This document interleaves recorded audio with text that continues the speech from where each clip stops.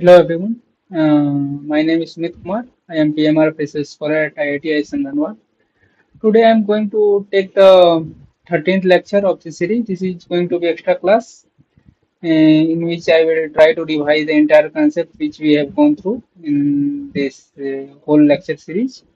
And apart from that, I will try to cover some problems as well on the slope stability, which may enhance your understanding on these subjects. And I am really thankful for everyone who have attended this course online, and as well as for those as well who have gone across those lectures on the YouTube. I think so. May all of you have got benefited in some way or the other. In the real sense, the series get over, but in the addition one more lecture, I will try to summarize the whole concept which we have covered during the last 12 classes. And in a meanwhile, I will also want to add some points which I always communicate with you during the each classes, like the concepts and the presentations which we discussed today will be shared with you by the NPTEL team, and the drive link is already shared with you by the NPTEL team. And apart from that, talking about some other aspects, like this lecture is also going to be recorded and will be shared with you on through YouTube link. So not to worry about that as well. Talking about the other concerns, like if at any point of time, like it only takes place during the one of the lecture in these 13 weeks. If network issue get arises and I will get disconnected, please be remain in the meeting. I will rejoin and go ahead afterward. Okay, so first of all, I will start to share my presentation and go ahead with the content. Specifically, I will try to divide the entire concept which we have discussed during last 12 classes during this session,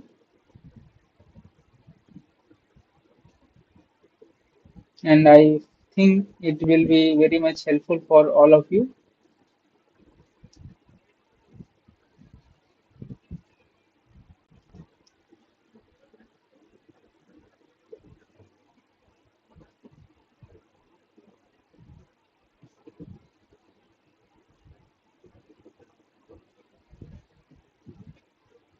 I think so. My presentation will be visual.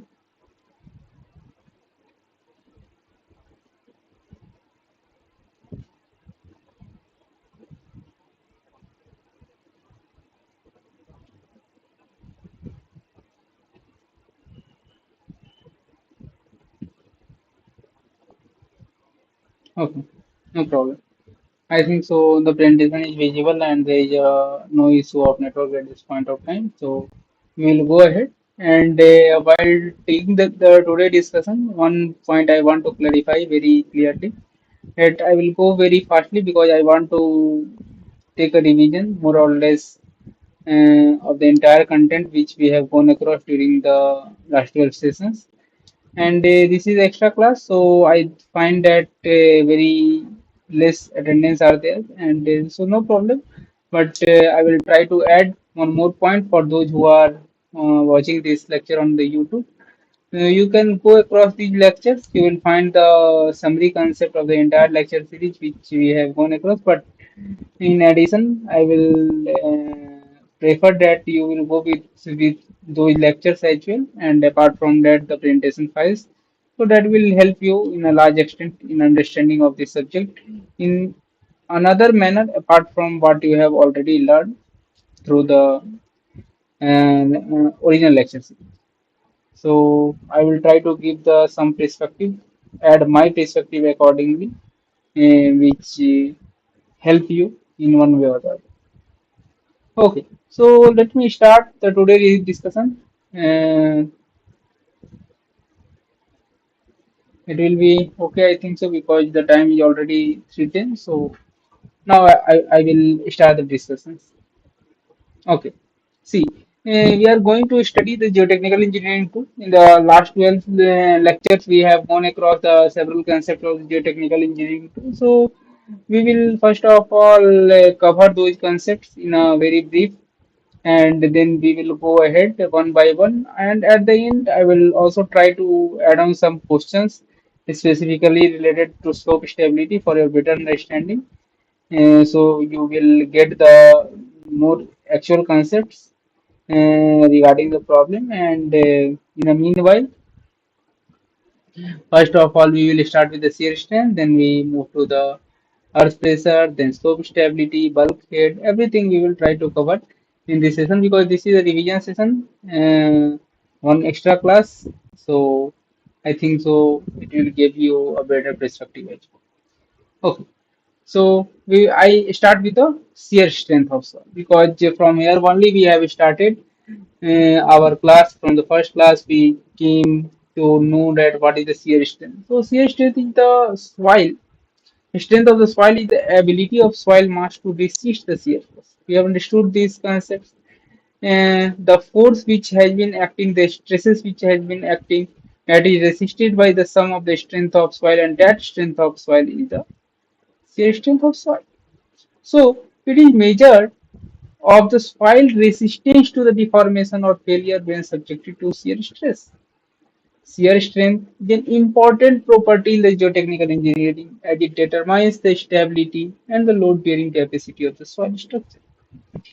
And it is quite helpful for, it is quite needful for its understanding to find the soil structure strength for the constructing any foundation, any retaining wall or slopes.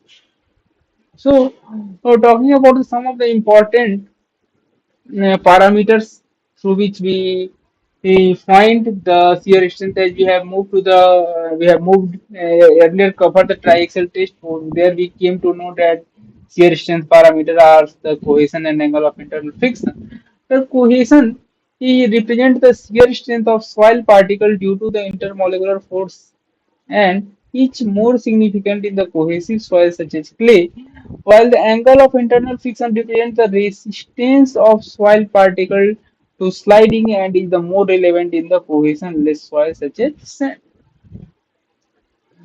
Talking about the shear strength of soil, how we can determine the shear strength of soil. So, two or three primary tests which we covered as well during our this lecture series is like the triaxial test, direct shear test, which is also known as the box shear test. So these are the, and apart from that, one vein shear test is also covered during our this lecture series in very detail. There you got the understanding about the fact that how these tests help in understanding and generate a better outcome for the geotechnical and civil engineers for before the construction of any structure. So these tests help engineers in designing the safe and stable structure by considering the shear strength properties of soil. Talking about its importance, so safety of any geotechnical structure dependent on the strength of soil, as if the soil fails, the structure found on it collapse down because the any structure which has been constructed on soil, each completely dependent on soil. If soil gets failed, so the entire structure get collapsed. I take another example. Suppose there is a seven-story building and there is a huge damage at the second story of the building. So if in any cases the second story get collapsed, the entire structure above it lead into the collapse failure. So in a similar way, the overall structure is standing on soil only. So the failure of soil led to the great disaster, it resulting in the life of loss of life as well as the economical damage. The strength of soil is therefore a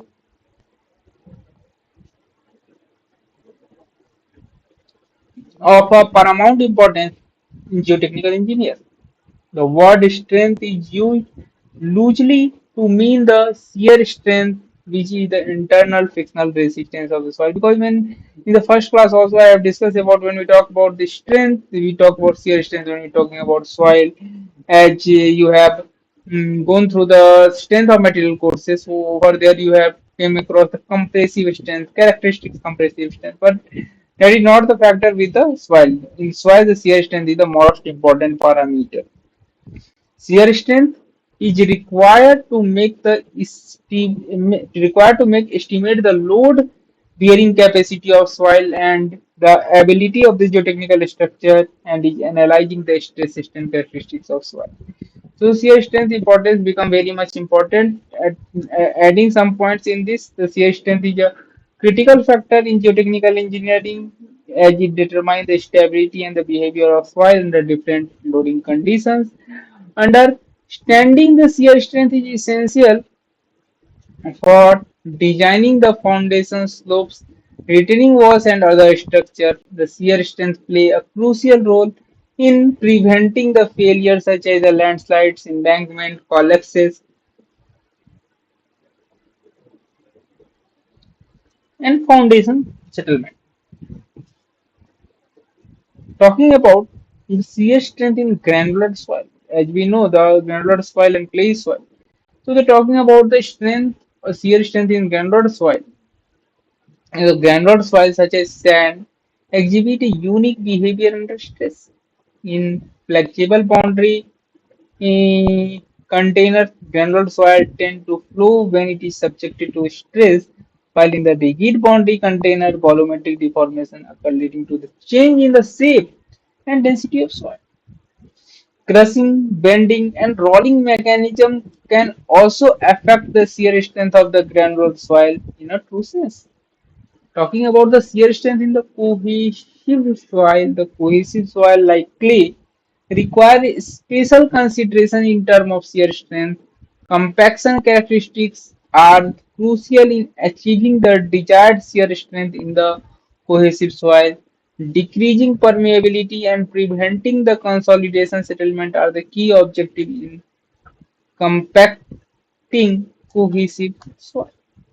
Development of the shear stress and slippage is a common in cohesive soil under excessive load. Now we take a schematic diagram. Over here you can see that the two sections has been represented. One is represented as the parent body and other as a detached body.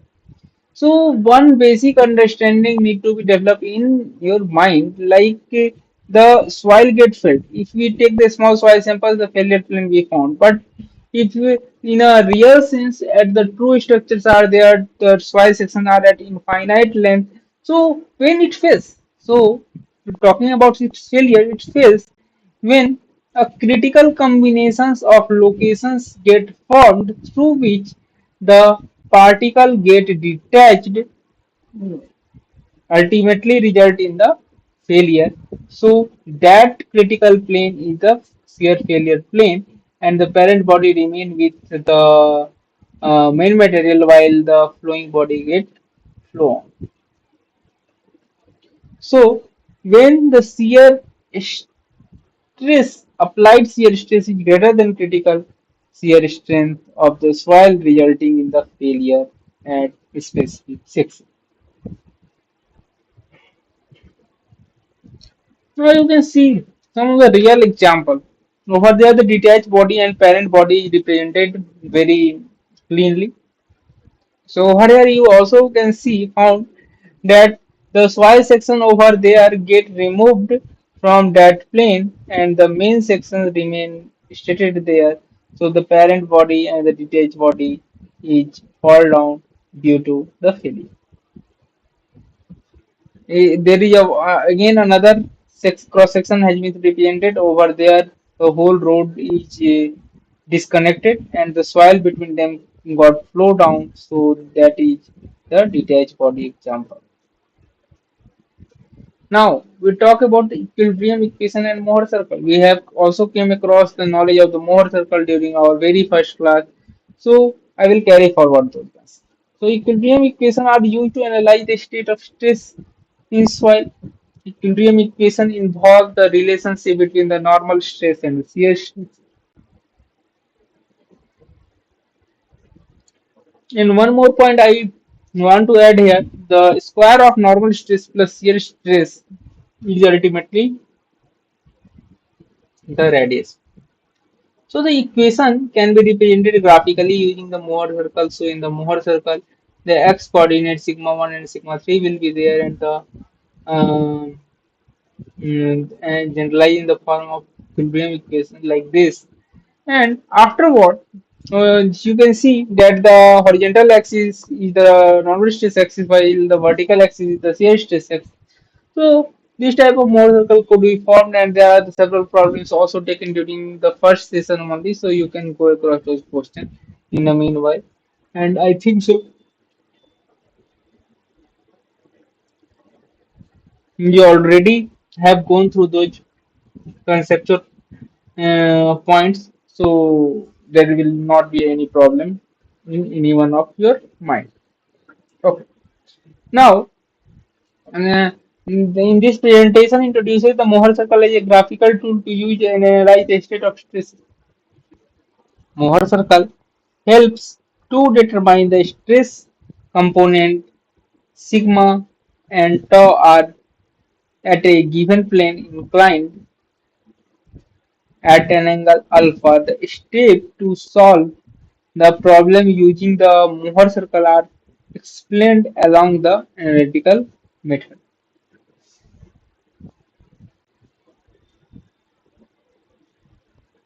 Okay,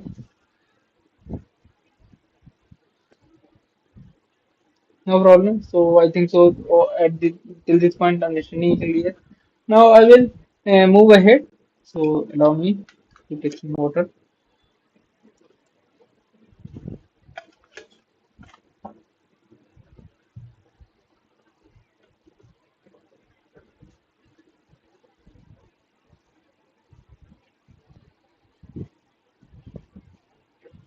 Okay. So talking about the property of Mohr circle. So Mohr circle is a powerful tool in itself for understanding the state of stress in material, and it is applicable to the various materials including soil, rock, composites. The Mohr circle analysis is combined with the material properties such as the shear strength allow for the analysis for the real life situation in civil engineering. The sign convention which has been represented here for the Mohr circle is given over here. From this sign convention,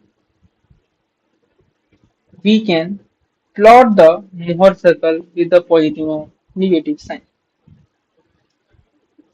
Talking about the simplified solution, basically ultimate our aim is to simplify the solution to solve it analytically, and the graphically is the another way to solve this problem normally in a it has been formed. So the shear failure is a common model for the failure of soil. In the simplified solution, focus is on the shear failure and the rigid body behavior. The Mohr circle is used to analyze the state of stress in soil undergoing the shear failure. The assumption is sigma x is equal to sigma 1 major principal stresses and sigma z equal to sigma 3 minor principal stresses. So this is one of the another perspective. Now, generalizing the solution, understanding the state of stress in soil in a uh, crucial geotechnical engineering. The Mohr circle provide a useful tool for analyzing the stress and failure in the soil. The simplified solution and the generalizations help in the practical application. The Mohr circle defines the state of stress acting at a given point, which is sitting on a plane along which the failure is about to take place. Talking about the more about the Mohr circle analysis, so deriving the relationship between sigma square and the tau square as a circle equation. The interpretation of the Mohr circle is representation of the state of stress in a material. There are the two stresses. One is the principal major stress, another is the principal minor stress represented by sigma 1, sigma 3, and a major circle defines the state of stress at a point on a plane where the failure is about to occur. Application of more circle analyzing equilibrium in the various material is equally important. Now we see one picture and over there we will try to define the each and every point related to Mohr circle. So here we see that the Mohr circle have the principal minor stress, principal major stress, the zero shear plane is also represented, and the radius which has been shown for this um, will be sigma 1 sigma 1 minus sigma 3 by 2. So we have to see, we have to look into that. So over here you can see A, the radius has been represented as sigma 1 minus sigma 3 by 2, and the center position as sigma 1, sigma 3, and so much are the origin point, and the sigma 1, sigma 3, and the relation between sigma square plus tau square is a square is also implemented here. So you can see the another relation which has been relating the major and minor principal stress as sigma p1 equal to sigma x plus sigma z by 2 plus root under sigma x minus sigma z by 2 square plus tau x z square, and sigma p3 equal to sigma x plus sigma z by 2 minus root under sigma x minus sigma z by 2 square plus tau x z square. And how they are related, how they form will be shown over here. Talking about its application in civil engineering is equally important. The example of infrastructure development in the hilly terrain, cutting slopes and creating the benches of the roads and pavement. Importance of understanding the critical state of stress in such situation, and the real life case study for stabilizing slope and conducting retaining walls are the some of the applications which is served.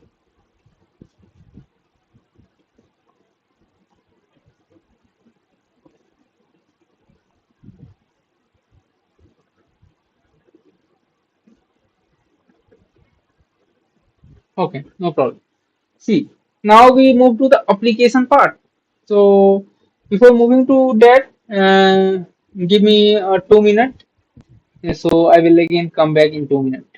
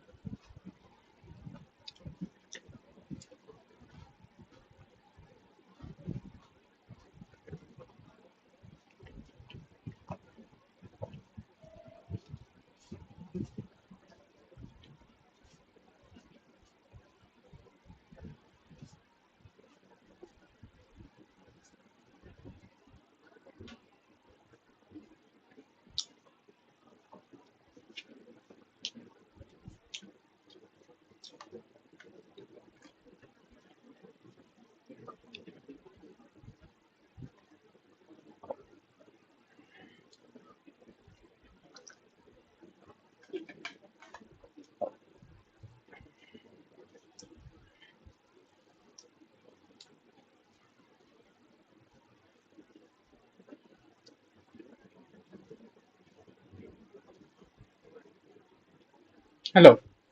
See, we are talking about the application in civil engineering. So, what are the applications basically which can be implemented during our civil engineering works we are talking about? So, the example of the infrastructure development, specifically in the hilly terrain, cutting slopes and creating the benches of the road and the pavement.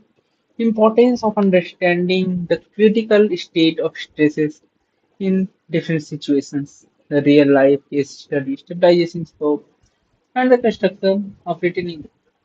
Talking about some more generalized law of stresses, like expressing the stress in terms of sigma 1 and sigma 3, and analyzing the situation where the lateral stress are more or less than the vertical stress, the passive and active states of the earth pressure.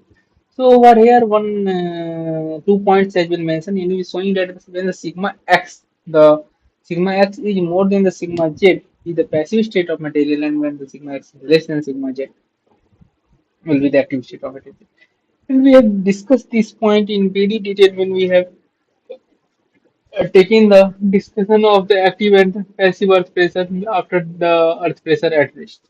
So there is a very good discussion has been done on this topic. So I don't think so any confusion over there. Okay. Now we will talk about the shear, some of the definition of the key terms. These all points which I am discussing, this is the revision session. So over here, the points which will be discussed it has been already been there in the presentation as well, and the content which is over here is just for the revision purpose and summarize content at I can say. So talking about shear strength, the shear strength of a soil is the maximum internal resistance to the applied shear force. Talking about the effective friction angle, so the effective friction angle is actually a measure of the shear strength of soil due to friction. When you talk about the cementation, it is a measure of the shear strength of soil from forces that cement particles apply. Talking about the cohesion, it is a measure of intermolecular forces and the apparent cohesion is the apparent shear strength at zero normal effective stress. Critical state is a stress state reached in the soil when continuous shearing occurs at the constant shear stress. 2. Normal effect stress ratio and the constant volume. Talking about the dilation, dilation is a measure of the change in the volume of soil when the soil is distorted by shear.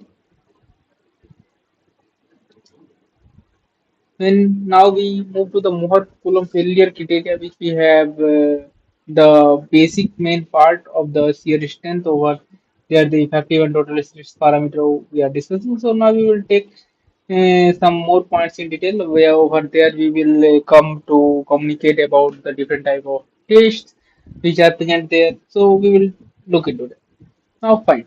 The Mohr-Coulomb failure criteria, the functional relation between the normal and the shear stress on the failure plane can be given by the function of sigma, where S is the shear stress at failure and sigma is the normal stress on the failure plane. So S is equal to C plus sigma tan phi, where C is the cohesion and phi is the angle of internal friction. So you can see that this has also been drawn with here over there the shear strength axis and the normal pressure axis has been shown. And what is the shear strength is also dependent at a specific section. And the phi is the angle of internal friction which has been dependent over the help of this diagram. So we know that S is equal to C plus sigma dash tan phi, where sigma dash is nothing but sigma minus u, and sigma dash is the effective stress, and sigma is the total stress, and u is the pore water pressure. So the total stress minus pore water pressure is the effective stress. Talking about the definition of the shear strength. So shear strength definition we have came across at the verge of failure. So shear strength of a material disposed when subjected to shear motion, and when we go ahead, we present a mathematical definition of the weak plane. So the weak plane is that where the stress applied is more than the critical state of stress. So over here you see that the factor that influence the shearing will be the major factors will be the earthquake can lead to the relative motion between the soil layer. If fault causing one position or the ground slip down, leading to the shearing and emphasize the understanding the state of stress during the shearing is crucial for stability assessment. The other factor they could cause shearing in soil is the slope instability and different construction pieces. So we will go one by one in that. Talking about the application, because we from the starting date we have discussed that whatever we are studying, we come to question ourselves that whether it is important and what its significance, how the story of shear strength could be function. So, talking about the engineering significance of understanding the shear strength in geotechnical project, shear strength analysis help in designing the foundation retaining walls and slope. The role of the shear strength is most important in assessing the stability of the natural and man-made slope. Human activity like the construction and the expansion can alter the state of stress in soil mass, and the incremental changes in the stress can lead to the shearing, especially along the weak planes. Talking about the shear strength of soil, so the soil consists of individual particles that can slide and draw relative to one another. The shear strength of soil is equal to the maximum value of shear stress that can be mobilized within the soil mass without the failure taking place. The shear strength of soil is a function of stress applied to it as a manner in which these stresses are applied. So knowledge of the shear stress of soil is necessary to determine the bearing capacity of foundation. The lateral earth pressure exerted on the retaining wall and the stability of the slopes. So when we go ahead, we came to know that the different type of tests are there through which we can calculate the shear strength, but we primarily focus on three only, but we will go one by one with their name. So the first one is the shear box test, that is nothing but I shear test. Second one is the triaxial test, which is the most popular and also known as the uh, Brahmastra, basically, of finding the shear. So the behavior test is another factor in which the torque has been applied, and on the basis of that, we are able. The dia of vein is already known to us. So on the basis of that, we will find the solution for the respective problem. So the different tests which are of the shear strength are for shear strength is the shear box test, triaxial test, behavior test, torque shear test, um, flat jack test, and penetration test. So the shear box test as a 2D simulation of soil condition, and it provides a plane strain or the plane stress representation of searching behavior.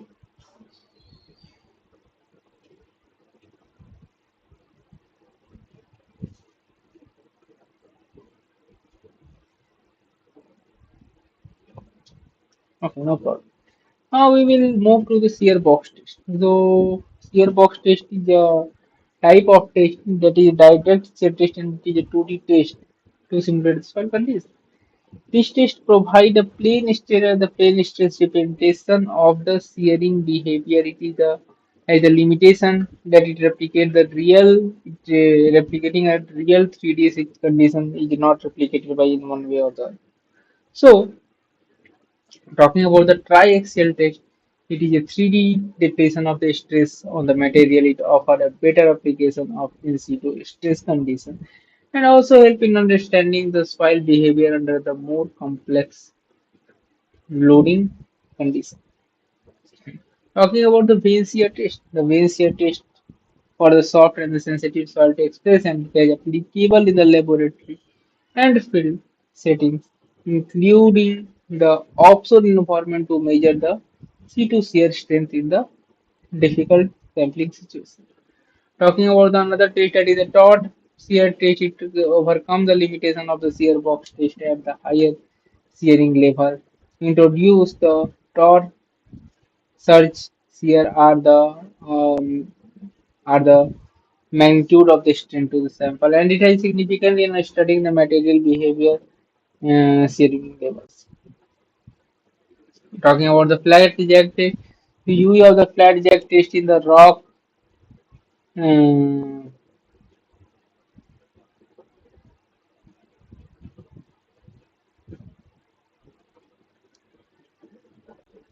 okay, now see. Over here, the flat jack test is the one of the tests through which the shear stress could be calculated, and the penetration test is another in which the specificity is first of all found.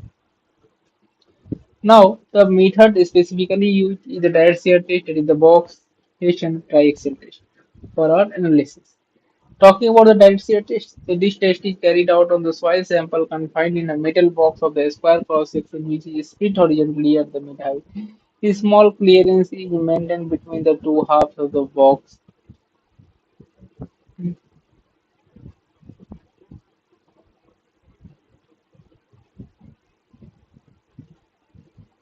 Okay, no problem. See, now we are talking about the direct shear test. So the test is carried out on a small soil sample confined in a metal box of the square cross section which is split horizontally at the mid height. A small clearance is maintained between the two half of the boxes and the soil is heard along the predetermined plane by moving the top half of the box relative to the bottom half. Okay. Okay, no problem. So the soil is sheared along the predetermined plane by moving the top half of the box related to the bottom half. So the box is usually square in plan radius 60 into 60 mm, and there is a typical diagram depicting the section of the direct shear test because you can see you can find the condition which has been needed for this test, that if the soil is fully or the partially saturated, performed the metal plates and the porous stones are placed below and above the sample to allow the free drainage. If the sample is dry, solid metal plates are used. A load normal to the plane of shearing can be applied to the soil sample through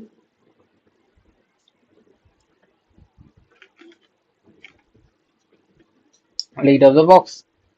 Talking about the test on the sand and clay. So test on the sand and gravel can be performed quickly and usually performed dry as found that water does not have a significant effect on the drain distance. For clay, the rate of shearing must be chosen to prevent the excess pore water pressure building up. And talking about the procedure as a vertical load applied on the sample, the shear stress is gradually applied horizontally by causing the two half of the box to move relative to each other. A number of samples of soils are tested each other the different vertical loads and their when you shear stress at the failure each uh, plotted against the normal stress of each test. It also provides where is the no excess poor water pressure in the soil and the total effective stress is identical from the structure or failure and the failure envelope can be obtained. Some of the advantages that it offers is like it is easy to test and understand the gravels. The large samples can be tested in the larger shear boxes as a small sample can be misleading.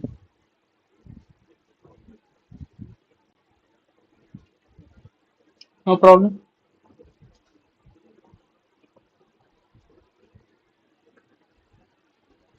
So, talking about some more advantages, like the sample can be sheared along perpendicular to the plane when the shear strength along the features or the selected planes are needed. Talking about some of the disadvantages, the failure plane is already horizontal in a rest, and this may not be the weakest plane in the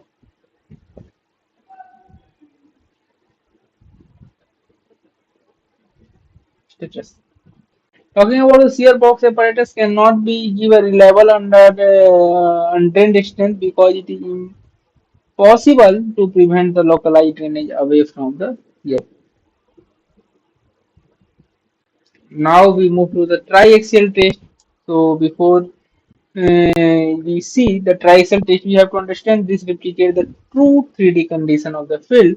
So the triaxial test is carried out in a cell of a cylindrical cell sample having a length of diameter ratio 2, and usually the size of the 76 into 38 into um,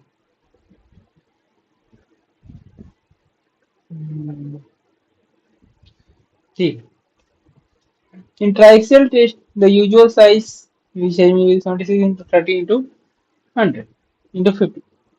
So the principal stress are applied to the soil sample out of which two are applied water pressure inside the confining cell stress and equals, and the third particle stress is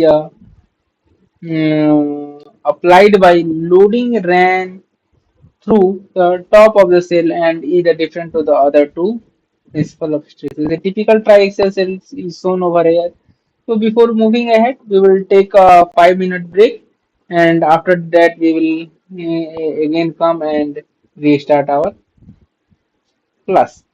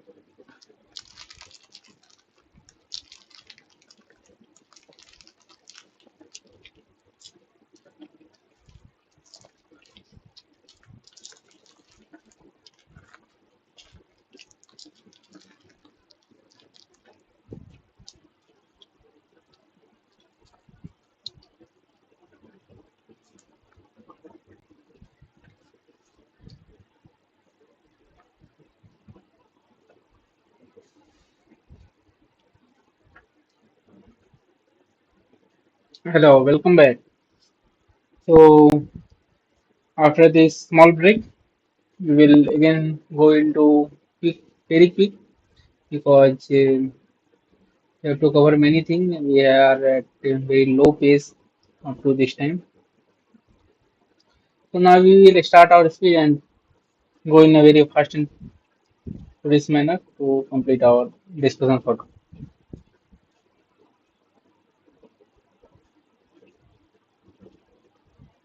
Okay, so I'm talking about the test procedure. So the test procedure we have discussed in detail. So, but you know that how this triaxial test is performed. There is a two stage. That is the first stage is the confining stage, and the second stage is the deviating stage. So over there, first of all, we apply a stress of sigma 3 from all across using the water, and afterward we apply a deviating stress from the top, and ultimately we interrelate those terms and find sigma 1 and sigma 3 at failure, and then plot the diagram, plot the Mohr circle, and accordingly we are able to find the C and phi value. What will be C? C will be that value which make the intercept at the y axis, and phi will be that value which make the angle with the horizontal when we plot the respective result which we have done. Okay, I am talking about the two stages. So in the first stage is that stage in which the soil sample is set in the triaxial set confining pressure and is then applied. While in the second stage, the axial additional stage, that is the deviating stress, is applied, which induces the shear stress in the sample, and the axial stress is continuously increased until the sample gets filled. During the both stages, the applied stresses, the axial strain, and the pore water pressure could be measured, and depending upon the different types of test, the sum of the factor could be controlled. Talking about the different type of test which is possible during the triaxial test is the UU test, CU test, and CD test. UU test is the unconsolidated and drain test. In this test, the cell pressure is applied without allowing the drainage. Then, keeping the cell pressure constant, the deviating stress increase to the failure without the drainage. While in the consolidation and drain test, the drainage is allowed during the cell pressure application, and then without allowing the further drainage, the deviating stress is increased, keeping the cell pressure constant. Similarly, for the consolidated drain test, this is similar to the CU test, except that the stress is increased and the drainage is permitted during that stage, and the rate of loading must be slowed down to ensure that no excess pore water pressure get developed during this condition. I'm talking about the significance. The first stage simulate the laboratory in situ condition that the soil is at different depths is subjected to different effective stresses. So it represents the actual three-dimensional case which the soil is facing in a real sense, and talking about the consolidation will affect if the poor water pressure which develop upon the application of the confining pressure is allowed to dissipate. Otherwise, the effective stress on the soil is a confining pressure or the total stress minus the pore water pressure which exists in the soil. During the shearing process, the soil sample experiences the axial strain and either the volume change or the development of the pore water pressure to occur, because we are talking about the total stress parameter and the magnitude, and you are already clear about the total and effective stress parameter when we talk about C and phi and C dash and phi dash. So the magnitude of shear stress acting on the different plane of the soil sample is different. When at some strain the sample fails, the limiting shear stress on the failure plane is called to be the shear strength. Now talking about the advantages of the triaxial test over the direct shear test. So the soil sample are subjected to the uniform stresses and strain, and the different combination of the confining and the axial stresses can be applied. A drained and undrained condition can be carried out, and pore water pressure measurement is one of the best advantage over there, which is not possible in the direct shear test or the box shear test. The complete stress strain behavior could be determined over here, and with the help of that only we are able to form the Mohr circle. And when we talk about the PQ curve which is coming ahead, so over there we will discuss about those. But now talking about the total stress approach, if the soil is clay, the Mohr circle form is similar in manner, and when a common tangent is drawn to the Mohr circle, it will become horizontal and parallel to the horizontal axis, resulting in showing that it is a completely cohesive soil. Only C is come and phi is 0, which is represented over there. And how it get plotted? First of all, the sigma 3 is applied. After that, the deviatic stress is applied, and this deviatic stress is sigma 1 minus sigma 3. And as the sigma 1 and sigma 3 is found and it is plotted, after that the some sigma 3 dash is applied, and after on the basis of that the sigma 1 dash is calculated, and then again that plotted. After that a common tangent is drawn in order to find the value of C and phi. Talking about a mover circle for the U test plotted in term of the total stress have a same diameter. The failure envelope is horizontal straight line, and hence the phi UU is going to be 0. It can be represented by equation as the tau F equal to CUU equal to sigma 1 minus sigma 3 by 2. And when you're talking about the CU and CD test over there, the phi CU and phi CD value will be found when we measure the angle with the horizontal plane, and the C and phi will be the intercept at which these are intersecting when the common tangent is drawn to the Mohr circle envelope. To form the Mohr circle envelope. For the test involving the drainage in the first stage, when the Mohr circle are plotted in terms of the total stress and the diameter increases with the confining pressure, resulting in the failure envelope. Each inclined line with the intercept on the vertical axis, which has been already called, and the intercept is the cohesion, and the angle measured with horizontal is the friction angle. It can be stated that the identical soil sample tested under the different axial condition UUCUCD test, the failure envelope is not unique, and this is why, because we are talking about the total stress approach. But when we move to the effective stress approach, the result confined by the three tests will show the exact outcome. So effective stress parameter, when we talk about, is the same triaxial test result UUCUCD test are plotted in terms of the effective stress, making into the consideration the major pore water pressure. It is observed that all the Mohr failure envelope are tangent to the same failure envelope, and indicating that the shear strength is a unique function of the effective stress on the failure plane.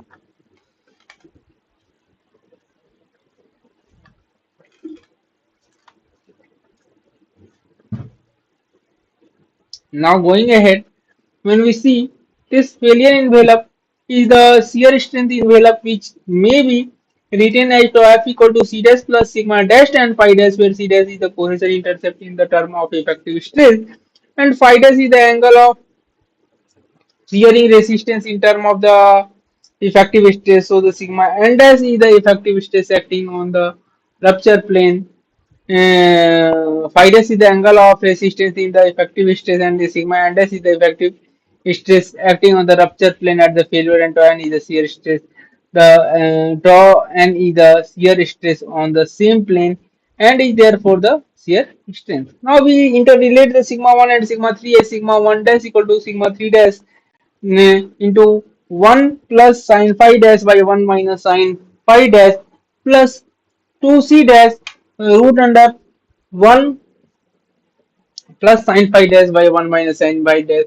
It is interrelated in the another term as well, in the term of tan, as sigma 1 equal to sigma 3, sigma 1 dash equal to sigma 3 dash tan square 45 plus 5 by 2 plus 2c tan 45 plus 5 by 2, because the when we solve trigonometrically both is the same thing. Now talking about the triaxial testing in the geotechnical engineering. So in this we have understood the shear strength definition, and the mathematical definition of the weak plane is also represented, that is the tau is greater than tau critical. Over there the failure takes place. The factors which influences the shearing, the major factor are the earthquake, which can lead to the relative motion between the soil layer, a fault causing a portion of the ground to slip down, leading to the shear failure, and emphasize the understanding of the state of stress during the shear ring is crucial for the stability assessment. The other factors like the slope instability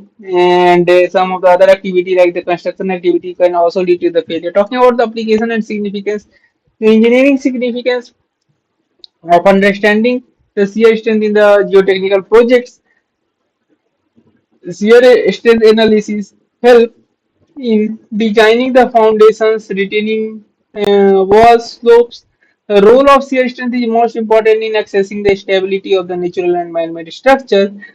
Human activity like the construction and exploration can alter the state of stress in the soil, and the incremental change in the stress can lead to the shearing, especially along the weaker plane.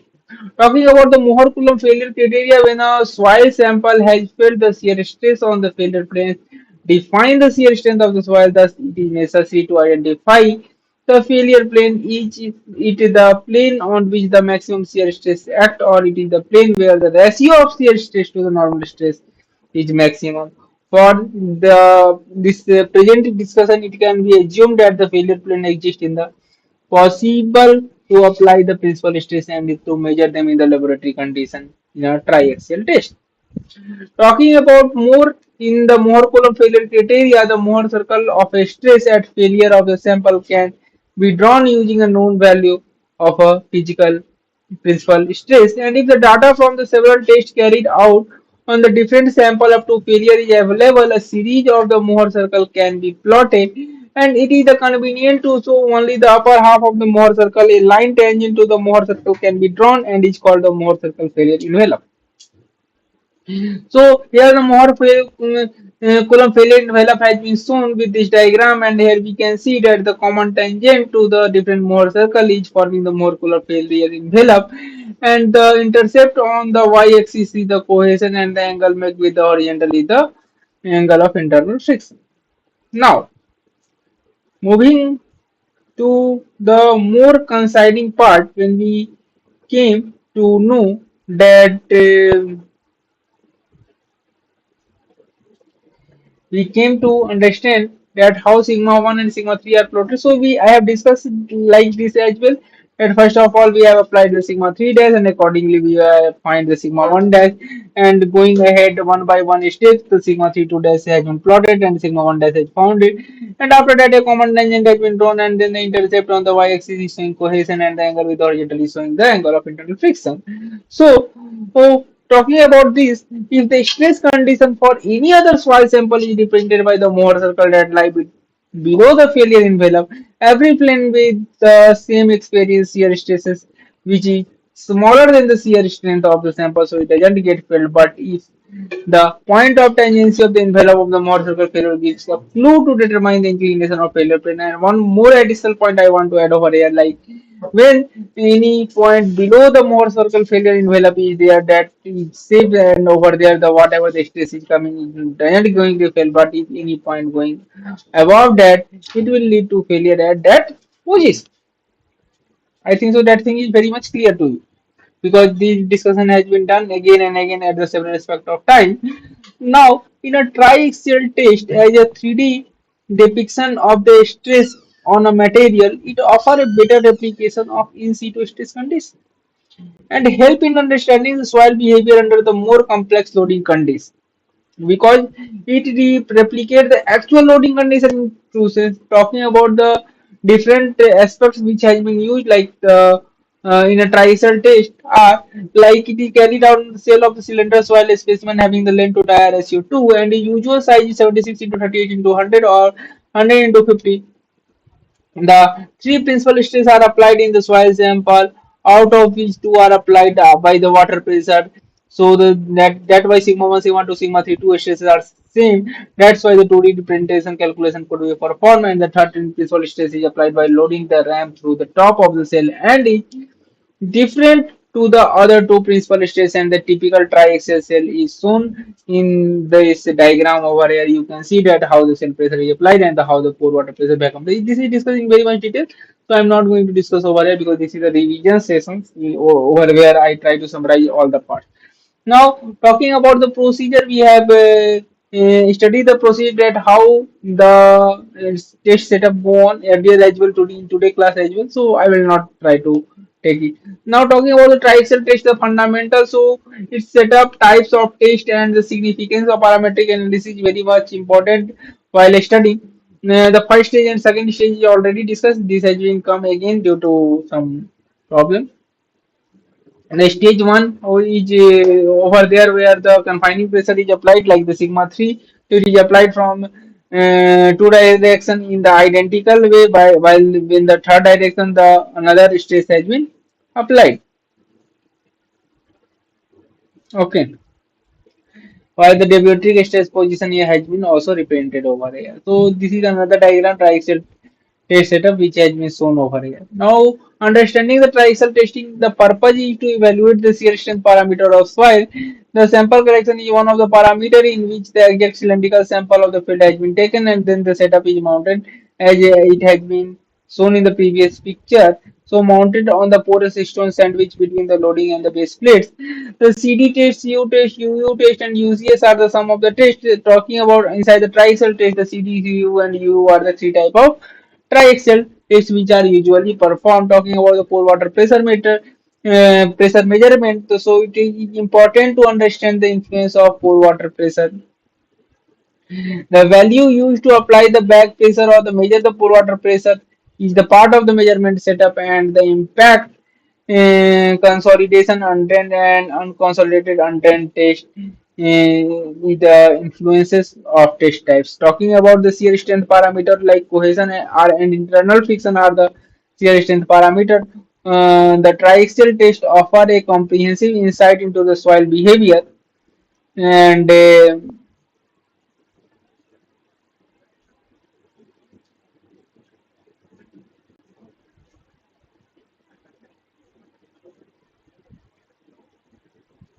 okay, sorry. So, talking about the design implementation, derived parametrical crucial for the geotechnical designs. Now, talking about the significance, it is one of the most important tests which could be used to find the main parameter of the soil before starting any another test on that, and it provides a holistic view in the soil property in the various conditions, the fundamental for the accurate design and construction.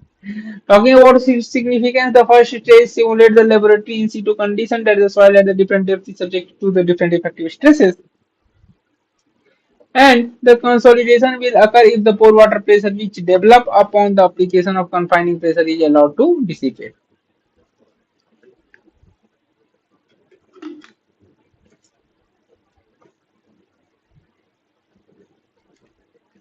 If doesn't this happen, the effective stress on the soil is the confining pressure or the total stress minus the pore water pressure which exists on the soil. Okay. So, talking about during the shearing process, soil sample experiences the axial strain and either the volume change or the development of the pore water pressure occurs. The magnitude of the shear stress acting on the different plane in soil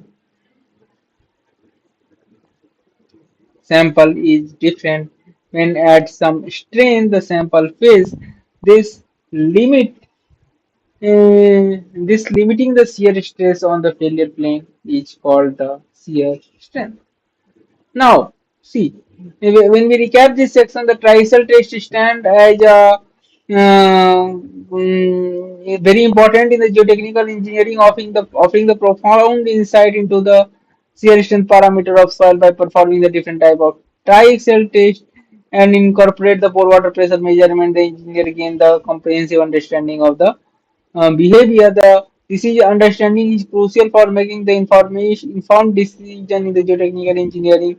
The construction project ISL test remain the timeless and essential tools that continue to shape the field of geotechnical engineering. Now talking about the some of the more point like the Scampton parameter A and B, the where B is delta U by delta sigma 3 and A dash A bar is equal to AB and A bar is equal to delta U by delta sigma 1 minus sigma 3. So ultimately we are able to find the Scampton parameters, and on the basis of that we are able to determine the value whether the soil is saturated or not saturated, and on the basis of that test can be proceeded.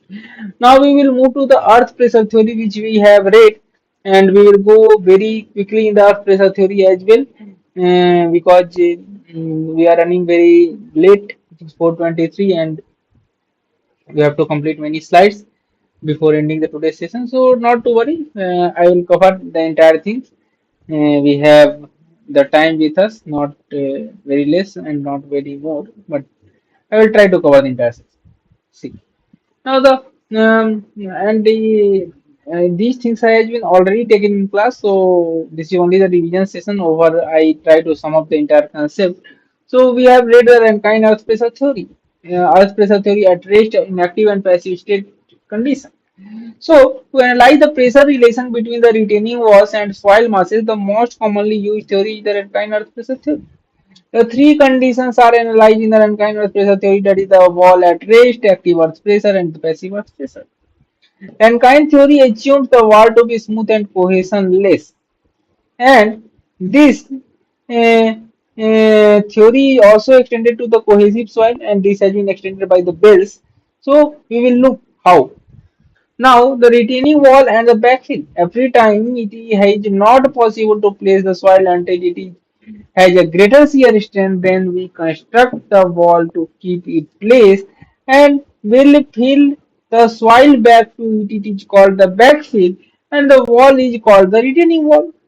If the wall hadn't been there, the soil mass could have come out, which implies the soil mass is applying some pressure on the wall, that is called the earth pressure. So we should design the retaining wall against the earth pressure.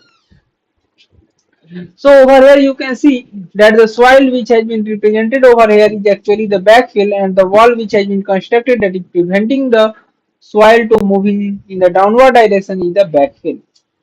Okay, so the retaining wall and backfill concept will be clear in everyone's mind. Now see, when we find that talking about the design of retaining wall, while designing a retaining wall, the following points should be kept in mind. Water does not have the shear strength, hence the stress in the vertical and the horizontal direction are the same. Whereas the soil has some shear strength and the horizontal shear stress is a function of vertical stress. Talking about the types of wall movement, the wall will attain the three conditions at any point of time according to wall position. Earth pressure changes the three general conditions which could be developed. First, the wall does not move or the wall is at rest, and the second one is the wall move away from the backfill, the active earth pressure condition. In third condition, wall move toward the backfill, that is the passive earth pressure condition. And you should understand that in the active earth pressure condition, the stress which has been applied from the top and bottom direction will be more as compared to the horizontal direction, and same the vice versa is the case with the when wall move toward the backfill. Now see, you see what do we mean by wall at rest? Wall at rest is that condition in which there is a no movement of wall takes place, neither the soil is moving toward the soil nor it is moving away from the soil. So that is the condition of rest condition. So in this condition what takes place? The wall and the base of are rigid, which make the wall to stay at the single place and without any movement. As the wall does not move in any direction, the lateral strain ratio of change to the area to the original area is 0. Talking about the active earth pressure, wall move away from the backfill and the wall move in one direction, that is far from the backfill, and wall and its base is not rigid under these cases. Here we represent the diagram, schematic diagram showing the active earth pressure condition. In this, the wall is moving away from the backfill. The retaining wall move away from the backfill because it is vertical. Now it has moved away. Talking about the second condition, as the wall moves away from the soil, first of all, this condition only because of the sum of the pressure of the soil gets relieved, and hence the shear resistance get mobilized, and it is in the opposition of the wall movement. The shear resistance is the opposite direction, so the pressure in the horizontal direction get reduced. As the wall keeps moving away, we will reach at a condition where a full shear resistance would be mobilized. After that point, there will not be any further resistance if it moves away. So, because we understand that at certain point of time that condition come when there is no stress remaining in that direction to move the wall to for with the backfill to move the wall away from it. Similarly, the horizontal pressure would be minimum in this case exactly because it has been reduced. The stress has been relieved. So that will be minimum, that will be very easy understanding by one and all. Now, talking about the passive earth pressure. In passive earth pressure, wall moves toward the backfill and due to mass of creating a wall and speed at which it moves, the mass of the soil backfill tends to move upward. There is no confusion over there. Oh, now you see the schematic diagram represented over here, which has been showing that the wall is moving toward the backfill. So in this case, the stress in the horizontal direction, pressure will be more as compared to vertical. So the shear resistance acting in the same direction as the horizontal pressure. There will be a situation where the stress can't maximum, and that is the condition when the maximum stress has been achieved and the passive earth pressure get developed. Okay.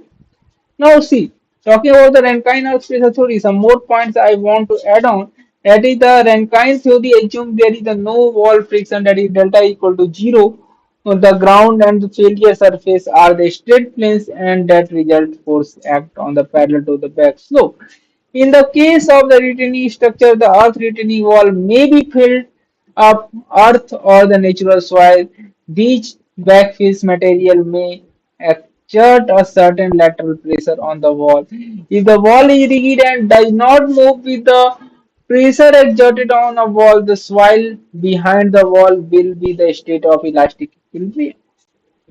So now here we see we discuss these terms in very detail. So we find that the earth pressure constant is the ratio of earth pressure in the horizontal direction to the earth pressure in vertical direction. So sigma h by sigma b is the earth pressure constant. Whenever we are talking in rest, active or passive condition, the same will be case, and on the basis of that we have derived our interrelation.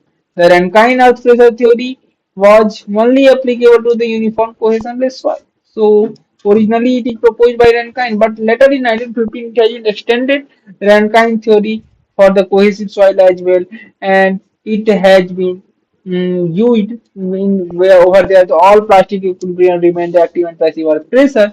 This means for every point in soil the shear failure is just about to happen. In reality, only a part of soil mass will be in the plastic equilibrium, but there the assumption is there. Assumption of the Rankine theory, some of the important assumptions Rankine theory have is like the soil is isotropic homogeneous, which means that the C, phi, and gamma have the same value everywhere, and they have the same value in the all direction at every point.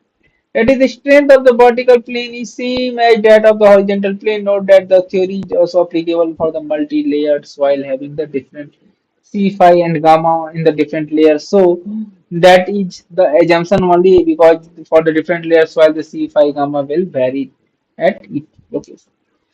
Some more assumptions like the wall is infinitely long, hence the problem may be analyzed in only two dimension 2D geotechnical engineering considered in a plane strain condition, and the ground surface is a plane although it does not necessarily need to be level, and there is no wall friction, that is delta is equal to 0, and the wall moves sufficiently to develop the active or the passive condition. The most critical shear surface is a plane. In reality, it is the slightly concave, but this is a reasonable assumption, especially for the active cases, and it simplifies the analysis. The resultant of the normal and the shear force that act on the back of the wall is the angle parallel to the ground surface. Talking about the Rankine earth pressure theory separately when at rest, the theory of the elasticity is used here. There is zero displacement, so zero strain, and the soil is homogeneous, isotropic, and semi-infinite. The elastic modulus and the Poisson ratio is the constant for the total soil masses, and the coefficient of earth pressure at rest condition or at rest earth pressure constant is defined as K naught, and it is the ratio of horizontal shear stress to the vertical shear stress as discussed above, and this can be represented as 1 minus sine phi, where phi is the angle of internal friction, and in another sense it has been also represented as mu by 1 minus mu. So both is the case with the earth pressure constant at rest. Now See, talking about this condition only at rest of the earth pressure coefficient cannot is applicable for the determining the active pressure in clay for the saturated system because of the cohesive property of clay. There will be no lateral pressure exerted in the at the rest condition up to the some height at the time the excavation is made. However, with time, creep and swelling of the clay will occur and a lateral pressure will develop. The coefficient takes the characteristics of clay into the account and will always give a positive lateral pressure value. The lateral earth pressure acting on the wall of height h may be expressed as sigma h equal to k naught into gamma h and the total pressure is 1 by 2 k naught into gamma h square. So that is nothing but the area of that stress diagram with the special coefficient k. Now, the value of K naught depends on the relative density of sand and the process by which its deposit formed. If the process does not innovate the artificial tempering value, it ranges for 0.4 to for loose sand to 0.6 for dense sand.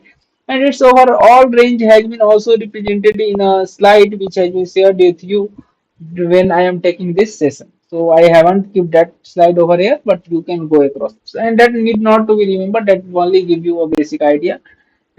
Some more interrelation has been represented here. That is not the part of your syllabus. This is the extra term, so you can avoid this. And what do we mean by 1 by 2 k naught gamma h square? So this has been a stress diagram with the k naught value has been plotted, and on the basis of that, when we find the area, that is the p naught which has been acting at h by 3 from the base. And similarly, the stress at a specific depth is nothing but k naught into gamma z. Over here, the soil is not layered soil, only one property soil is there. If the stratified soil is there, we differentiate the k naught and gamma z, and specifically if the phi value is also different than the okay. Over here we are talking about the stress at rest, so the k naught will be the case, but if the when we move forward active and passive, so there you will see that the variation in k takes place and the diagram is not always linear, it will vary from different section to section. The resultant pressure at rest act at h by 3 which has been shown from the previous diagram from the bottom of the pressure diagram p naught, and p naught is nothing but 0.5 into k naught into gamma h square. Now see active earth pressure condition, as we have already discussed the passive, now we move to active. So in this condition, the wall moves away from the backfill and the phase of the plastic equilibrium in soil refers to the condition where the every point in the soil mass is on the verge of failure. Talking about the general formula for the lateral phase, the sigma h, the active condition, the sigma h is the k into gamma z minus 2c root k, where k equal to 1 minus sin phi by 1 plus sin phi. Or when we solve it trigonometrically, its value also becomes tan square 45 minus phi by 2. Now, when this entire relation has been written as k gamma z, where k is replaced by tan square 45 plus 5 by 2, so this relation comes, and that is the thing with which we solve the problem. Okay, we have discussed these concepts as well, in which the pressure distribution diagram can be represented over here, where you see minus 2c gamma root k is at the top at z equal to 0, and when at z equal to zc, over there the value is 0, and for the unsupported depth of excavation, that is the 4c by gamma root k is there. And the horizontal pressure at z equal to 0 is k gamma z minus 2c root k. For z equal to 0, sigma h equal to minus 2c root k is also plotted for the same cases. For cohesive soil, the C is 0, so the expression for the lateral pressure becomes K gamma Z. And this is the actual term which has been given by Rankin. And it has been modified by the Bells and his coordinates for the cohesive soil, because for the cohesionless soil there is no cohesion, so not a problem at any point of. Talking about the coefficient K over here, that is 1 minus sin phi by 1 plus sin phi, or tan square 45 plus minus phi by 2, or cot square 45 plus phi by 2, same thing is there.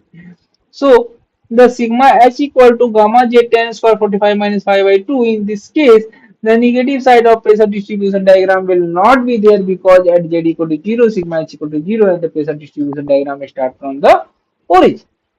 Now, when we see the failure plane, how it make angle has been represented. So the failure plane in the soil make an angle 45 plus phi by 2. degree angle with the direction of the major principal planes that is represented over here, and these are called the potential slip planes.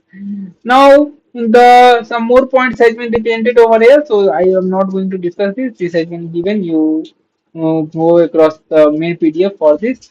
Now we will move to the passive expression. Because of the limitation of time, I have to move forward in little faster manner. Okay, see, in this condition, the retaining wall moves toward the soil mass backfill, and the formula and the expressions are quite similar to the active state. Some positive, negative sign changes in the active state formula will do our job. This way, it's very easy to remember this formula as the remembering is also important. So these are interrelated over there. Plus and minus sign is only replicated, and we are able to form. So over there you see 2c root kp is there. So that will be in addition. So first of all 2c root kp is plotted, and in addition the linear variation of stress has been plotted. So this type of stress distribution has been shown for the passive earth pressure. And for the quotient soil, when the C is 0, the Kp gamma z is the only term, and Kp is 1 plus sin phi by 1 minus sin phi. And so the sigma h is gamma z into 10 power 45 minus 5 by 2, which has been mentioned over here.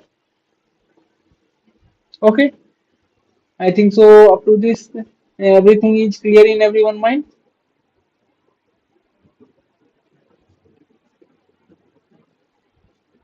I think so. There will be no problem.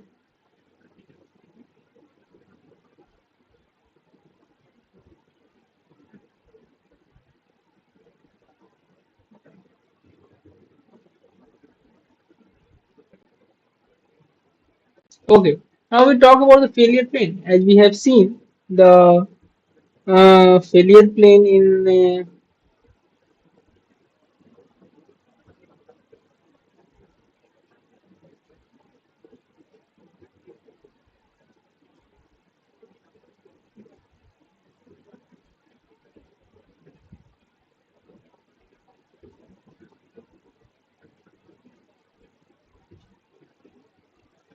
excuse me for a minute.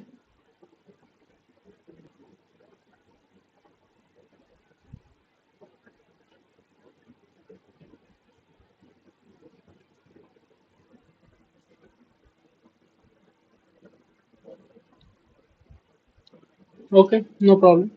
I will go ahead. See, so now you will find that and the failure plane has independent over here. Okay, so this is the similar condition which we are discussing. Now we talk about the Coulomb wave theory in very brief, and then we will move forward. See,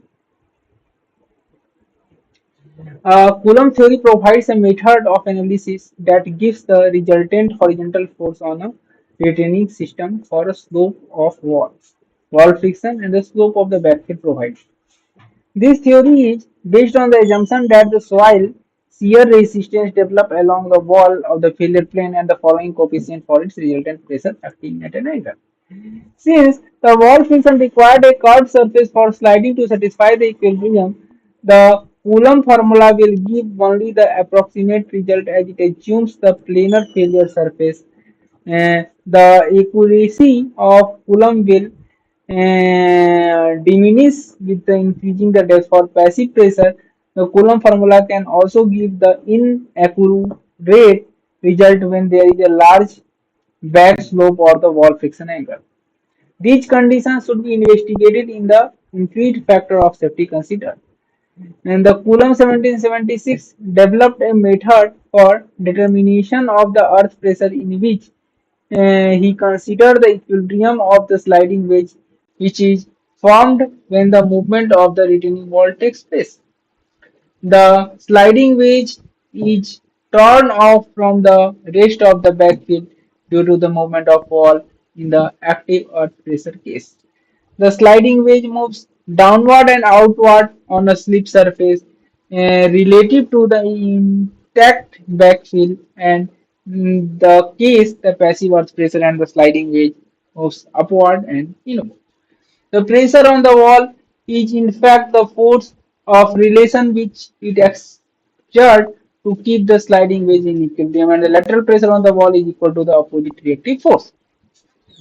The Some of the assumptions which are made, like the backfill is dry, cohesionless, homogeneous, isotropic, and ideally plastic material, elastically undeformable but breakable. The slip surface is a plane surface that passes through the heel of the wall, and the wall surface is rough. The resultant earth pressure on the wall is inclined at an angle normal to the wall, where the angle of the friction between the wall and the back. The sliding wedge itself acts as a rigid body, and the value of the earth pressure is obtained by considering the limiting equilibrium of the sliding wedge as a whole.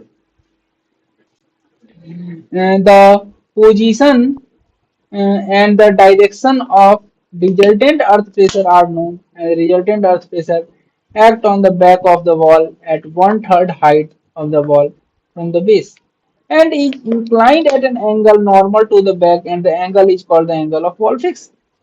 The back of the wall is rough, relative movement of the wall and the soil on the back takes place, which develops the frictional force that influences the direction of resultant pressure. Okay.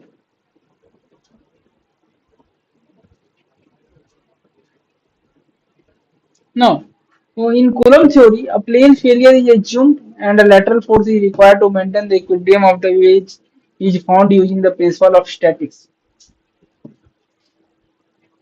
The procedure is repeated for the several trial surfaces. The trial surfaces which gives the large force for the active cases and the smallest force for the passive cases in actual failure surface. This method radially accommodates the friction between the wall and the backfill, and the irregular backfill, sloping walls, and the surcharge loads. Okay. Now talking about the some more point, that is the sliding wedge, the weight W is there, by, which is found by taking its area and multiplying by gamma, and the dx r and dx is also there. So that is one of the case. Okay, I think so. These things has been discussed very clearly. So I will not go over here in detail. Now I will move ahead, and the wall faces the active earth pressure and passive earth pressure will act because the backfill is there. When it move toward the backfill, passive earth pressure is there. Move away from the backfill, active earth pressure is there. If the wall remain there, the earth pressure at rest condition get established. Okay. When we talk about the distribution of active earth pressure, the sigma A equal to K into sigma Z minus 2C root K, where K equal to 1 minus sin phi by 1 plus sin phi equal to 10 square 45 minus 5 by 2. Now, talking about the distribution of passive earth pressure, sigma P equal to Kp into sigma Z plus 2C root Kp, where Kp equal to 1 plus sin phi by 1 minus sin phi equal to 10 square 45 plus 5 by 2. Talking about the inclined ground surface, which has been also represented, and K and Kp is also represented when the ground surface is inclined and this interrelation get established. So you will go ahead with those interrelation stating the different relation according to Coulomb theory. The active earth pressure interrelation for active and passive earth pressure coefficient has been shown over here. So I will not go in that much detail for the discussion of those facts. Earth pressure do effective stress in the soil using the effective unit weight, and the earth pressure due to the hydrostatic stresses of the water. Now the graphical method is also there which is presented. So I will move now to the seat piles in the geotechnical engineering. As we know, the seat piles are the vertical barriers which made to interlocking the steel or concrete seats that are driven into the ground to provide the support for the excavation or the prevent the soil erosion. They are commonly used in the construction and civil engineering projects. The seat pile walls are typically thinner than the masonry or the reinforced concrete retaining walls, such as cantilever retaining walls. They can be constructed using the materials such as steel, concrete, or timber. The steel seat piles are most commonly used type of seat pile wall due to their strength, durability, and versatility. And the seed pile walls are used in the wide variety of applications, including The retaining walls, seed pile wall can be used to retain the soil and prevent the landslides, especially in the area with the steep slopes or the unstable soil conditions. Talking about the coffer dam, the seed pile walls are often used to create the coffer dams, which are temporary to ensure the allow the construction to take place below the water level. The sea walls and the bulkheads are the another part where the seed piles walls has been implemented.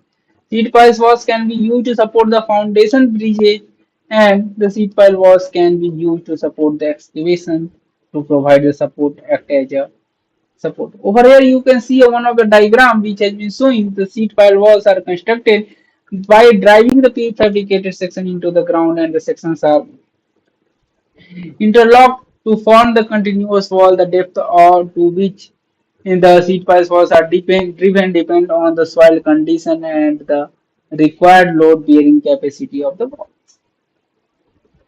Talking about the seat pile walls offer a number of advantages, like it has the strength and durability, it has flexibility, and it gives the boost up in the speed of construction.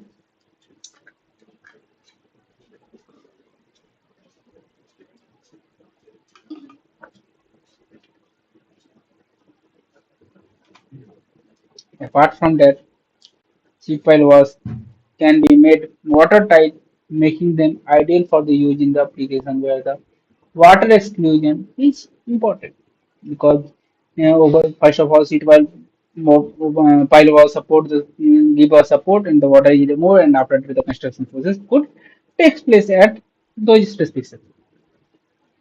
Now we talk about the anchor bulkheads. Anchor bulkheads are the retaining wall that are used to prevent the soil erosion and to provide the area suitable for docking. The anchor bulkhead are typically constructed by driving the steel seat piles into the ground and then the anchoring them to the tie system. The tie back system can be made of steel cables, rods, or stirrups.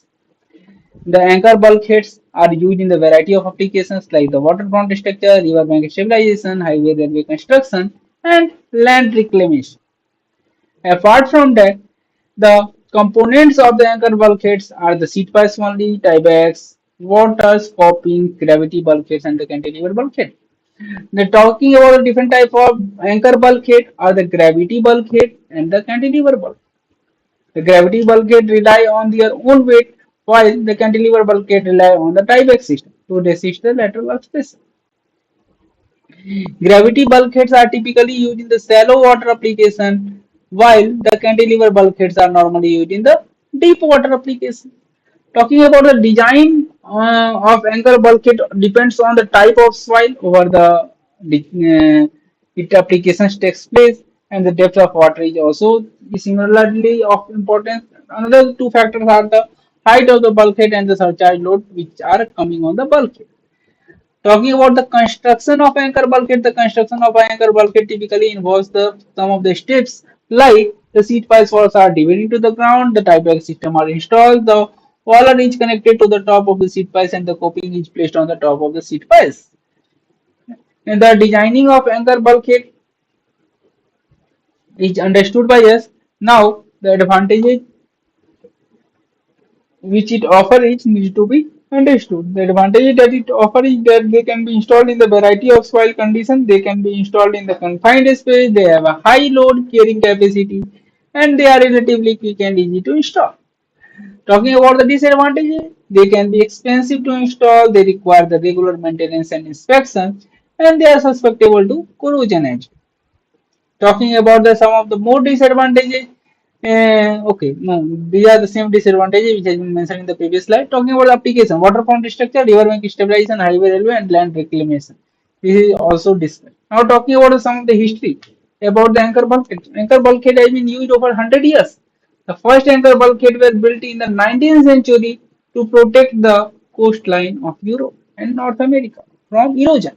The anchor bulkhead were also extensively used in the construction of Panama Canal in the early 20th century.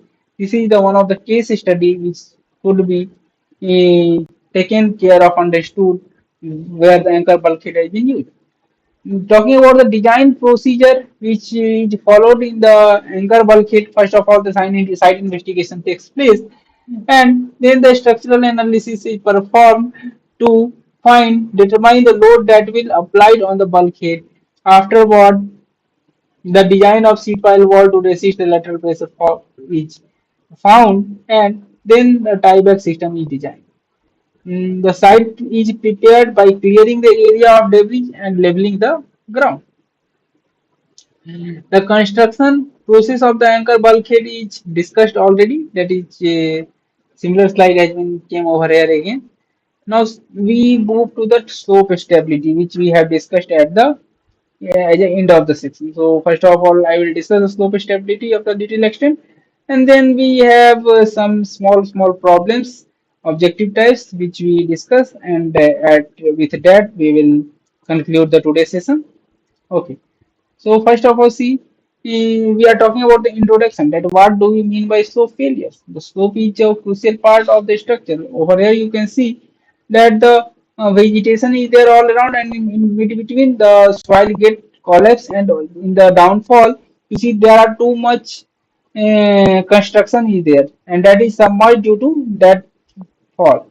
So this type of failure is quite dangerous and very risky in order to protect the people life. If some construction are there which get damaged, some people may be there, they could be submerged due to these landslides and may lose their life and may become. So this is one of the most hazardous situation which one once arise. So the stability of slopes is needed very much. Over at different places you see that the stability has been shown. As you see, the too much vegetation is there in the top right images, and in mid between there is a flat section has been represented. So the failure takes place from that sections at several occasions. So those things need to be understood and found in that whether it will be achieved or not. Okay. Now see, the India overall topography is also represented over here in the diagram, and talking about the slope and its necessity.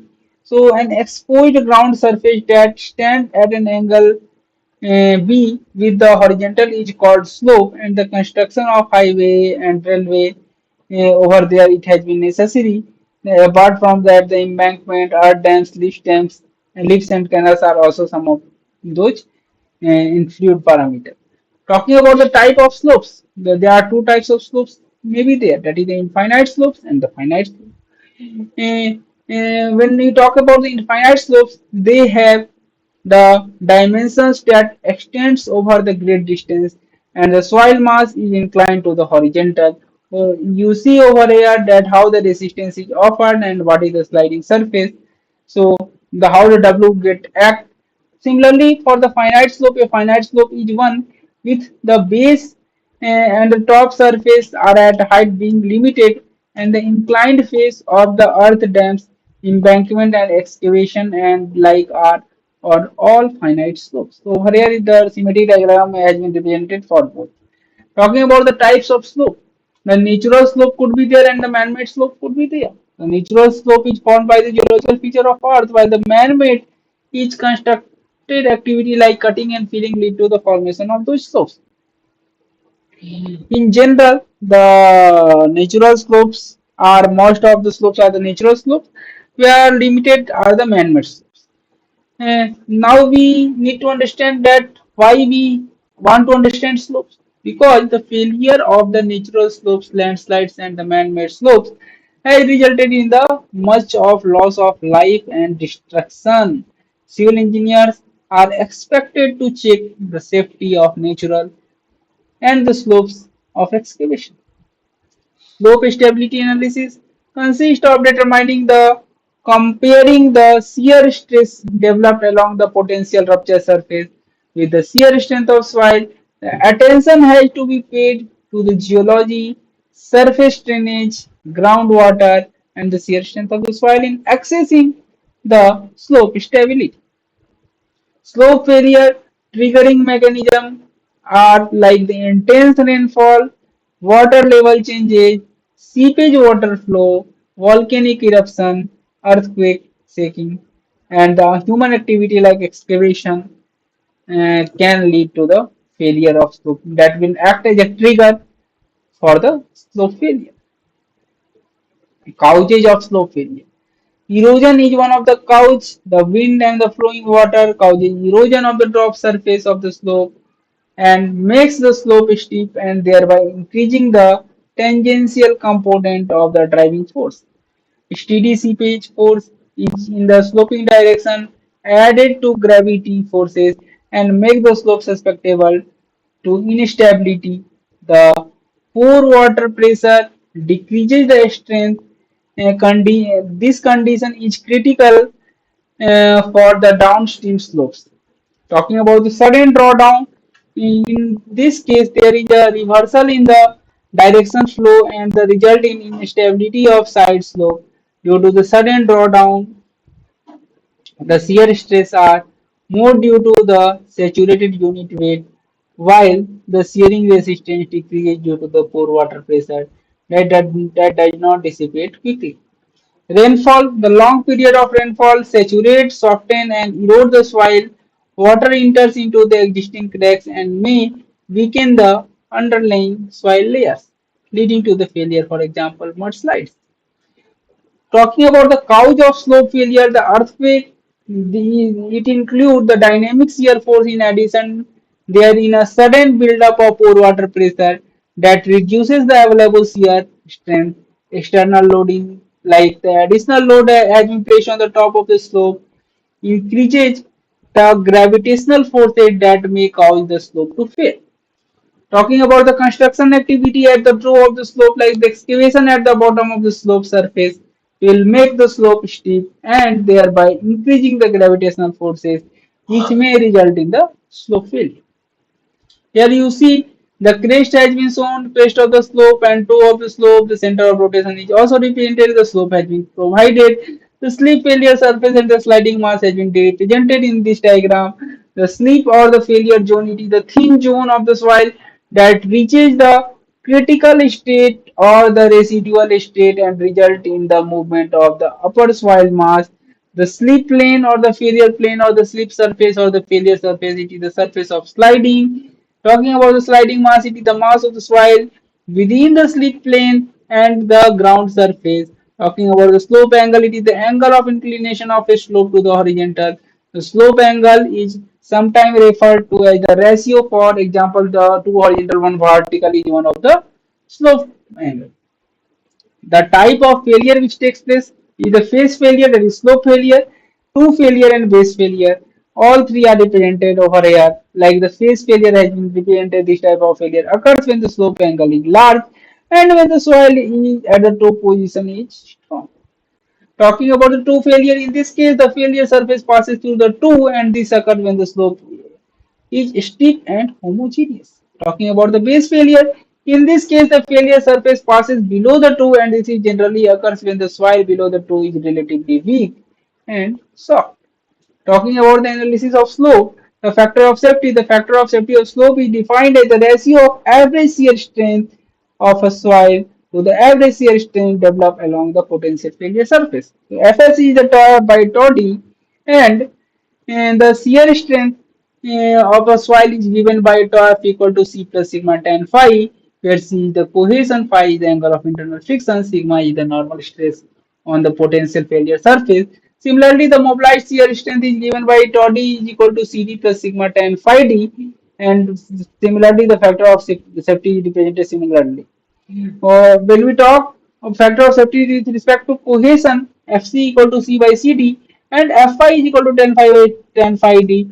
When Fc is equal to Fi, the C by Cd become equal to 10 phi by 10 phi d. So Fs equal to Fc equal to Fi. When Fs equal to 1, then the slope is said to be state of failure. Talking about the finite slope.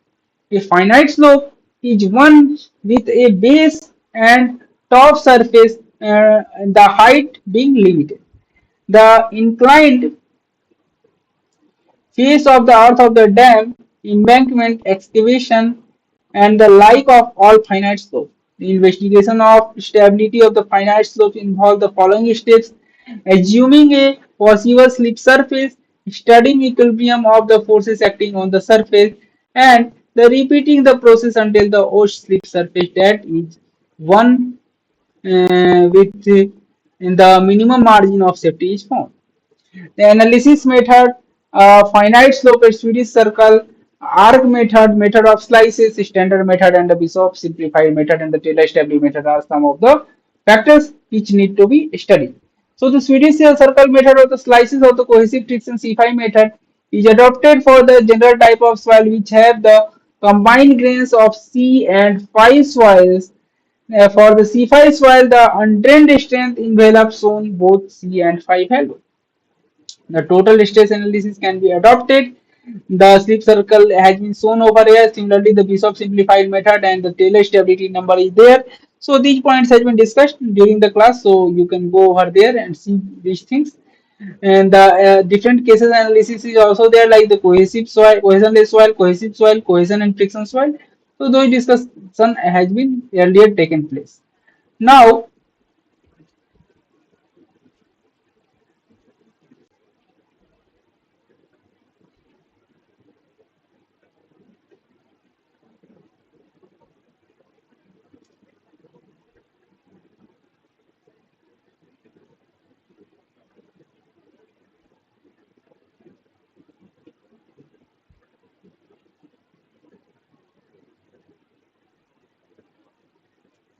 now we take some of the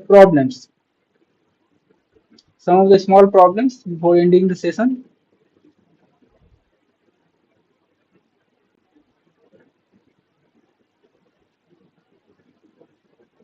on the slope stability.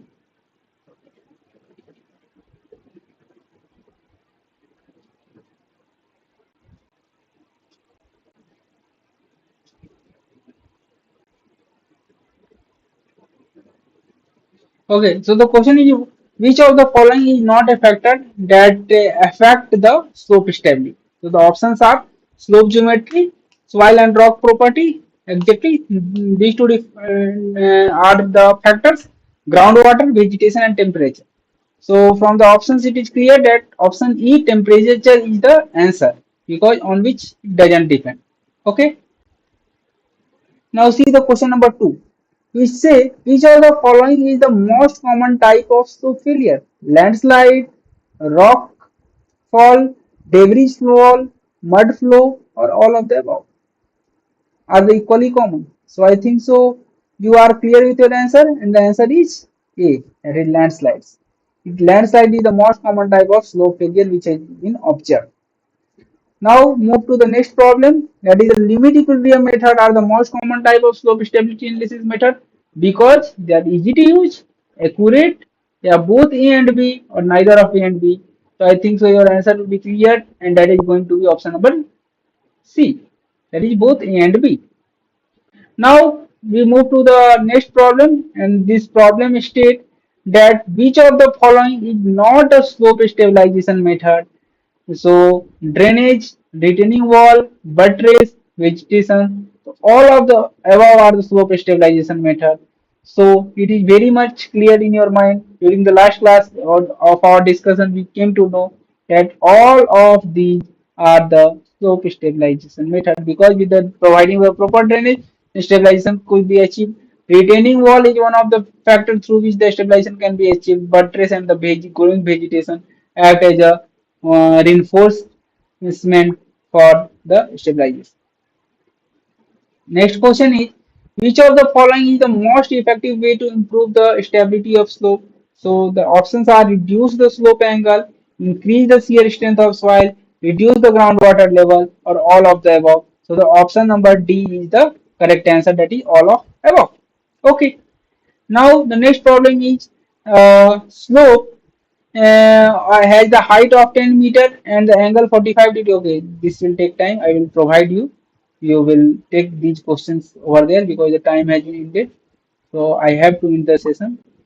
I will take the small problem. Or those problems are there, you will solve by yourself.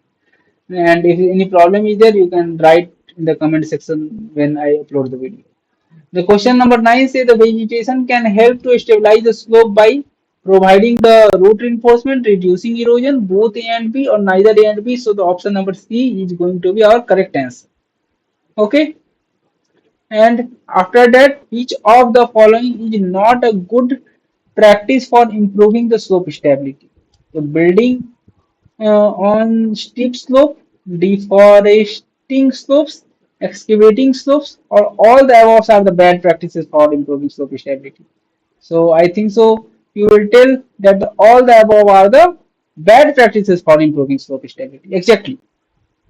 Now move to the next problem, that is what is the difference between a landslide and a rock fall? So the theoretical question has been answer has been written. A landslide is a mass movement of soil, rock and debris that slide down a slope. A rock fall is a type of landslide that involves the fall of individual rock or boulder from the slope. Okay, individual rock or boulder get fall down. That is the rock fall. So what is the debris flow? So, a debris flow is a type of landslide that is primarily composed of soil, rock, and water. Debris flows are often characterized by their high speed and destructive power. Now, question: what is a mud flow?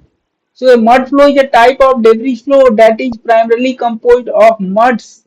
Mud flow are often triggered by the heavy rainfall or the snowmelt. Next question is what is the purpose of slope stability analysis? So answer is the slope stability analysis is used to evaluate the stability of slopes and identify any potential risk of failure. Now the next question move when we are moving to the next question. Question state that what are the two main types of slope stability analysis method?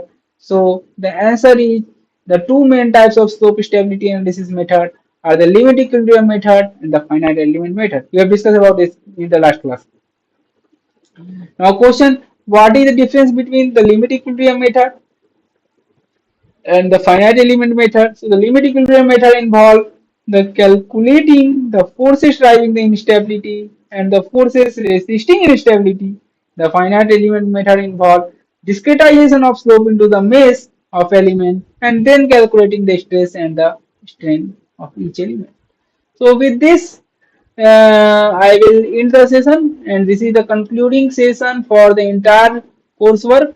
So I will suggest you go ahead with the all the understanding which you gather from this course, and I'll wish you all the best for the exams which is going to be held for this course, through which you get your certification, and hope we will meet again in some another lecture series with you. Till then, all the best, everyone of you, and thank you for joining. And I think this coursework will be helpful for you. So, with this, I am concluding the session. Thank you, everyone.